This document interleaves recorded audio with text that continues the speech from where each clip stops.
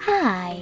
In front of me is VIVO Y36, and today I would like to show you how you can turn on or off adaptive brightness. Begin by going into Devices Settings and tapping on Display and Brightness. Following that, tap on the gray sweater next to Adaptive Brightness feature to activate it. As you can see, the sweater turned blue. That means that auto brightness is enabled, but you can always disable it by tapping on the same one again.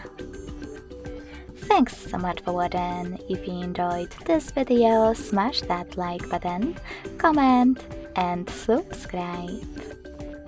Bye!